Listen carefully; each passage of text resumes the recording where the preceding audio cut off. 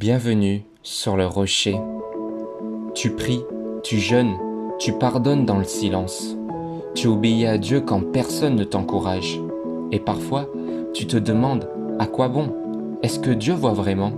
Pas de like, pas de reconnaissance, juste toi, ton cœur et ta foi dans l'obscurité.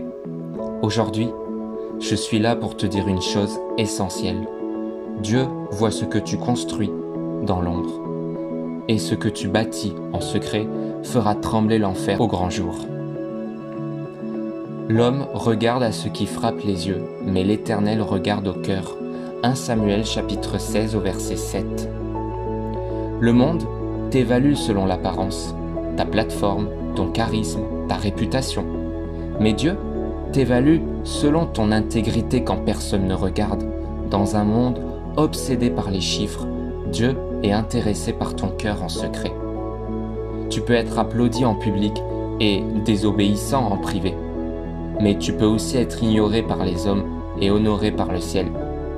La vraie influence commence dans les coulisses.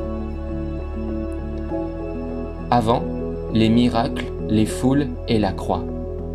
Jésus a vécu 30 années de silence, 30 ans de fidélité, d'humilité, de travail simple, 30 ans à obéir dans les petites choses. Il n'avait pas besoin de se faire voir pour être approuvé par son Père. Celui-ci est mon Fils bien-aimé, en qui j'ai mis toute mon affection.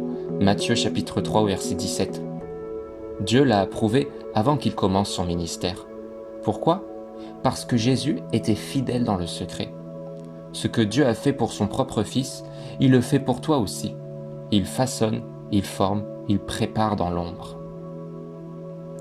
Ton Père qui voit dans le secret te le rendra. Matthieu chapitre 6 au verset 6. Quand tu pries sans témoin, Dieu écoute. Quand tu obéis dans la douleur, Dieu prend note. Quand tu choisis la sainteté dans le silence, Dieu s'en réjouit. Le royaume de Dieu avance avec des soldats invisibles. Les prophètes, les intercesseurs, les adorateurs inconnus du monde, mais connus de Dieu. Ne confonds pas absence de visibilité avec absence de valeur. Ce que tu fais dans l'ombre n'est jamais perdu. C'est investi dans l'éternité. Comment tenir quand personne ne te remarque? Rappelle-toi pour qui tu vis, pas pour les gens, pas pour les réseaux, pas pour un titre. Tu vis pour celui qui t'a tout donné. Ne nous lassons pas de faire le bien, car au temps convenable, nous moissonnerons. Galates chapitre 6 au verset 9. Ne lâche pas, même si c'est long, même si tu es oublié. Ce que tu sèmes aujourd'hui, tu le récolteras demain si tu ne te relâches pas.